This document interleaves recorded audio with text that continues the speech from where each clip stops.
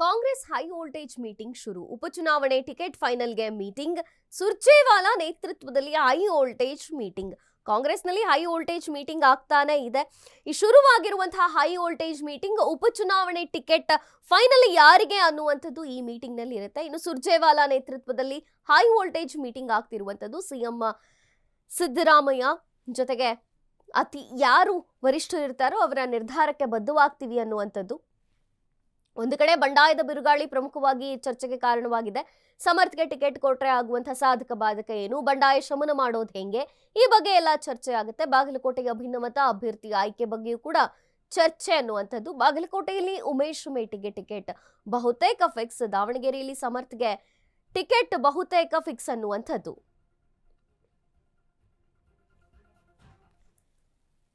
ಬಂಡಾಯದ ಬಿಸಿ by ಎಲೆಕ್ಷನ್ಗೆ ಭಾರಿ ಜೋರಾಗೆ ತಟ್ಟುತ್ತಾ ಇದೆ. ಇನ್ನು ಸುರ್ಜೇವಾಲಾ ನೇತೃತ್ವದಲ್ಲಿ ಹೈ ವೋಲ್ಟೇಜ್ ಮೀಟಿಂಗ್ ಅನ್ನುವಂಥದ್ದಾಗುತ್ತೆ.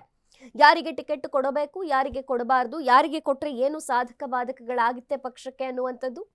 ಇನ್ನು ಬಾಗಲಕೋಟೆಯಲ್ಲೂ ಬಂಡಾಯದ ಕಾವು ಜೋರಾಗಿದೆ. ಹಾಗೆ ದಾವಣಗೆರೆಯಲ್ಲೂ ಕೂಡ ಶಾಮನೂರು ಶಿವಶಂಕರಪ್ಪನವರ ಕುಟುಂಬಕ್ಕೆ ಟಿಕೆಟ್ ಹೋಗಬೇಕಾ ಅಥವಾ ಬೇರೆ ಅಭ್ಯರ್ಥಿಗಳಿಗೆ ಕೊಡಬೇಕಾ ಅಂತ. ಯಾಕೆಂದ್ರೆ ಶಾಮನೂರು ಶಿವಶಂಕರಪ್ಪರವರು ಇದ್ದಂಥ ಹೊತ್ತಿನಲ್ಲಿಯೇ ಇಲ್ಲ ಮುಂದಿನ ಒಂದು ಬಾರಿ ಇದು ನನ್ನ ಕಡೆಯ ಎಲೆಕ್ಷನ್, ಮುಂದಿನ ಸಾರ್ತಿ ಬೇರೆ ಸಮುದಾಯದವರಿಗೆ ಟಿಕೆಟ್ ಸಿಗುವಂತೆ ನಾನು ಮಾಡ್ತೇನೆ ಅಂತ ಹೇಳಿದಂಥದ್ದು. ಹಾಗಾಗಿ ಈಗ ಬೇರೆ ಅಭ್ಯರ್ಥಿಗಳು ಕೂಡ ಇದು ಕುಟುಂಬ ರಾಜಕಾರಣ ಸಾಕು, ನಮಗೆ ಬೇಕು ಟಿಕೆಟ್ ಅನ್ನುವಂಥ ರೀತಿಯಲ್ಲಿ ಇನ್ನು ಈ ಕುರಿತಾದಂತಹ ಹೈ ವೋಲ್ಟೇಜ್ ಮೀಟಿಂಗ್ ಶುರುವಾಗಿದೆ. ಉಪಚುನಾವಣೆಗೆ ಟಿಕೆಟ್ ಫೈನಲ್ ಯಾರಿಗೆ ಅನ್ನುವಂಥ ರೀತಿಯಲ್ಲಿ ಮೀಟಿಂಗ್ ಆಗ್ತಿದೆ.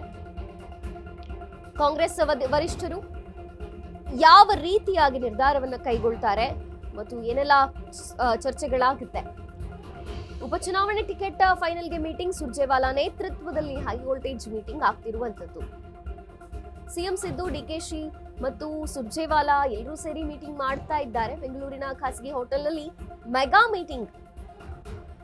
ದಾವಣಗೆರೆಯಲ್ಲಿದ್ದ ಬಂಡಾಯದ ಬಿರುಗಾಳಿ ಏನಿದೆ ಇದ್ರ ಬಗ್ಗೆನೇ ಪ್ರಮುಖವಾಗಿ ಚರ್ಚೆ ಆಗ್ತಾ ಇದೆ. ಸಮರ್ಥ ಟಿಕೆಟ್ ಕೊಟ್ರೆ ಏನಾಗುತ್ತೆ, ಸಮರ್ಥ್ಗೆ ಟಿಕೆಟ್ ಕೊಡದೇ ಇದ್ರೆ ಏನಾಗುತ್ತೆ, ಬಂಡಾಯ ಶಮನ ಮಾಡೋದು ಹೇಗೆ ಅನ್ನೋದ್ರ ಬಗ್ಗೆ ಚರ್ಚೆ. ಬಾಗಲಕೋಟೆ ಭಿನ್ನಮತ ಅಭ್ಯರ್ಥಿ ಆಯ್ಕೆ ಬಗ್ಗೆನೂ ಚರ್ಚೆ.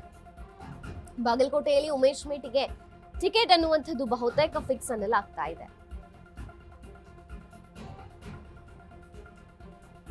ದಾವಣಗೆರೆಯಲ್ಲಿ ಸಮರ್ಥ್ಗೆ ಟಿಕೆಟ್ ಕೊಟ್ರೆ ಏನಾಗುತ್ತೆ, ಸಾಧಕ ಬಾಧಕಗಳೇನು. ಯಾಕೆಂದ್ರೆ ಶಾಮನೂರು ಶಿವಶಂಕರಪ್ಪನವರ ಕುಟುಂಬದ ಕುಡಿ ಸಮರ್ಥ್ಗೆ ಟಿಕೆಟ್ ಕೊಟ್ರೆ ಎಷ್ಟು ಪಕ್ಷಕ್ಕೆ ಲಾಭವಿದೆ, ಎಷ್ಟು ನಷ್ಟವಾಗಬಹುದು.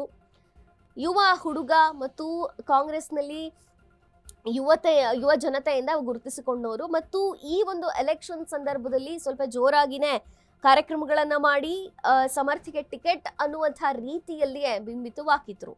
ಆದ್ರೆ ಅದಾದ ನಂತರ ಬಂಡಾಯದ ಕೂಗು ಕೇಳಿ ಬಂತು. ಈ ಕುಟುಂಬ ರಾಜಕಾರಣ ಸಾಕು, ಟಿಕೆಟ್ ನಮಗೂ ಬೇಕು ಅಂತ ಒಂದು ಕಡೆ ಮುಸ್ಲಿಂ ಸಮುದಾಯ ಕೇಳಿದ್ರೆ, ಮುಸ್ಲಿಂ ಸಮುದಾಯದ ಮುಖಂಡನೊಬ್ಬ ವೇದಿಕೆಯ ಮೇಲೆ ನಿಂತ್ಕೊಂಡು ಮುಸ್ಲಿಂಗೆ ಕೊಡಿ ಅಥವಾ ಅಲ್ಪಸಂಖ್ಯಾತರಿಗೆ ಕೊಡಿ, ನನಗೆ ಕೊಡಬೇಕು ಅಂತಿಲ್ಲ, ಆದ್ರೆ ಶಾಮನೂರು ಕುಟುಂಬಕ್ಕೆ ಈ ಬಾರಿ ಟಿಕೆಟ್ ಹೋಗೋದು ಬೇಡ ಅನ್ನುವಂತ ಕಾಂಗ್ರೆಸ್ನಲ್ಲಿಯೇ ಬಂಡಾಯದ ಕೂಗು ಜೋರಾಗಿ ಕೇಳಿ ಬಂತು. ಹೀಗಾಗಿ ಸಿಎಂ ಆಗಿರ್ಬೋದು ಮತ್ತು ಡಿಸಿಎಂ ಡಿ ಕೆ ಶಿವಕುಮಾರ್ ಆಗಿರ್ಬೋದು, ಸುರ್ಜೇವಾಲಾ ಅವರ ನೇತೃತ್ವದಲ್ಲಿ ಯಾವ ರೀತಿಯಾಗಿ ಚರ್ಚೆಯನ್ನ ಮಾಡುತ್ತಾರೆ, ಏನು ತೀರ್ಮಾನವನ್ನು ತೆಗೆದುಕೊಳ್ತಾರೆ ಅನ್ನೋದು ಚುನಾವಣೆಯ ಮೇಲೆ ಭಾರಿ ಇಂಪ್ಯಾಕ್ಟ್ ಆಗುವಂತ ಸಾಧ್ಯತೆ ಇದೆ.